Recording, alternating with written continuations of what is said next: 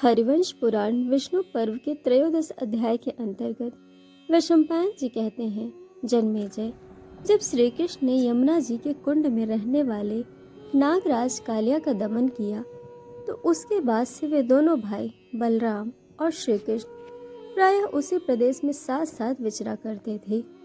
एक दिन वसुदेव के वे दोनों पुत्र गोधन के साथ विचरते हुए परम रमणीय गोवर्धन पर्वत के निकट आए। वहां उन दोनों वीरों ने देखा गोवर्धन से उत्तर दिशा में यमुना के तट पर आश्रय लेकर एक विशाल एवं रमणीय तालवान शोभा पा रहा है। ताड़ के पत्तों से विस्तार को प्राप्त हुए उस रमणीय तालवन में क्रीड़ा परायण हो वे दोनों भाई दो उदंड बछड़ों के समान बड़ी प्रसन्नता के साथ विचरने लगे। विशाल प्रदेश सदा ही स्निग्ध रहता था। वहां ढेले और पत्थरों के रोड़े नहीं थे। वहां के स्थलों पर प्रायः दर्भ यानी कि कुश, दुर्वा आदि फैले हुए थे। उस स्थान की मिट्टी काले रंग की थी। वहां जो ताड़ के वृक्ष थे उनके तने मोटे थे। वे सभी वृक्ष बहुत ऊंचे थे। उनके पर्व स्थान काले रंग के थे और उनकी शाखाएं फलों से भरी पूरी थीं। उन ताल वृक्षों से उस स्थान की ऐसी शोभा हो रही थी मानो वहां अपनी सूंड ऊपर को उठाए बहुत से हाथी खड़े हों। वहां वक्ताओं में श्रेष्ठ दामोदर ने संकर्षण से कहा, आर्य, यहाँ की वन स्थली तो इन पके हुए ताल फलों की सुगंध से महक उठी है। ये काले और सुगंधित ताल फल अवश्य ही स्वादिष्ट और सरस होंगे।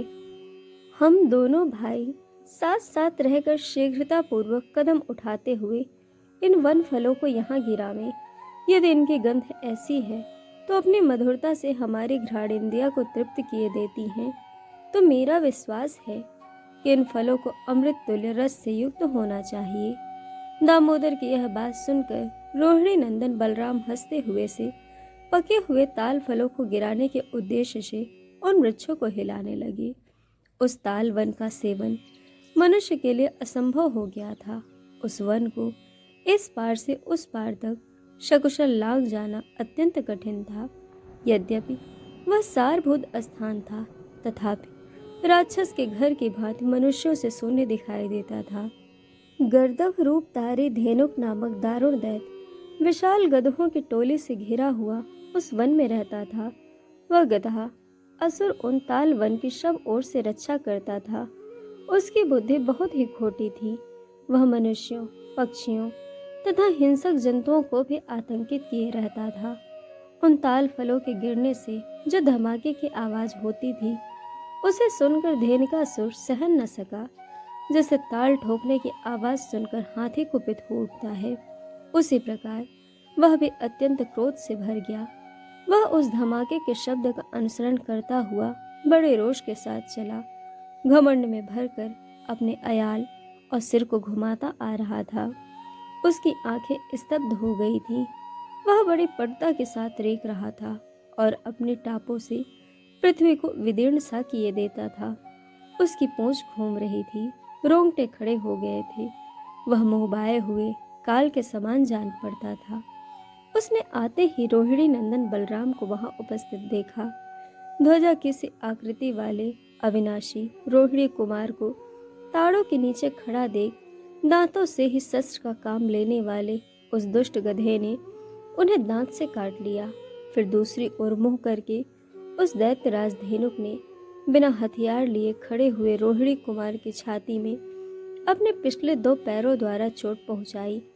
तब बलराम जी ने उस गर्दभ रूपी दैत्य के उन्हीं दोनों पैरों को पकड़ लिया तथा उसके मुंह और कंधे को घुमाते हुए उसे ताड़ वृक्ष के ऊपर दे मारा। उसकी दोनों जांघें, कमर और गर्दन टूट गई। पीठ की हड्डी भी चूर चूर हो गई। उसकी आकृति बहुत बिगड़ गई और वह गर्दभासुर ताल फलों के साथ ही पृथ्वी पर गिर गया। धेनुकासुर के प्राण शून्य और श्रीहीन होकर पृथ्वी पर पड़ा देख बलराम जी ने उसके दूसरे भाई बंधुओं को भी उसी प्रकार ताड़ वृक्ष पर दे मारा।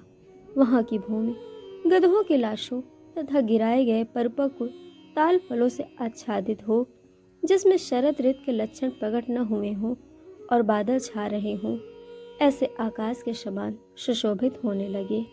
सेवकों सहित उस गर्दभ रूपी दैत्य के मारे जाने पर वह सुरम्य तालवन और अधिक रमणीय प्रतीत होने लगा।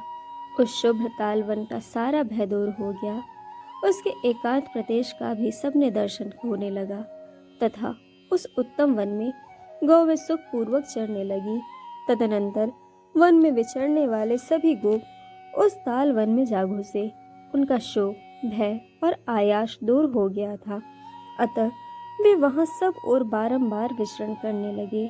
तदनंतर जब गौवें सुख पूर्वक सब और फैलकर चरने लगी, तब गजराज के समान पराक्रमी श्री कृष्ण और बलराम वृक्षों के पत्तों का आसन लगाकर यथोचित रीत से बैठ गए। इस प्रकार श्री महाभारत खिल भाग हरिवंश के अंतर्गत विष्णु पर्व में बाल लीला के प्रसंग में धेनुकासुर का वध विषयक 13वां अध्याय पूर्ण हुआ। दोस्तों, कथा आपको कैसी लगी यह हमें कमेंट करके जरूर बताइएगा और चैनल को सब्सक्राइब, वीडियो को लाइक शेयर करना बिल्कुल मत भूलिएगा। वीडियो देखने के लिए आप सभी का बहुत बहुत धन्यवाद।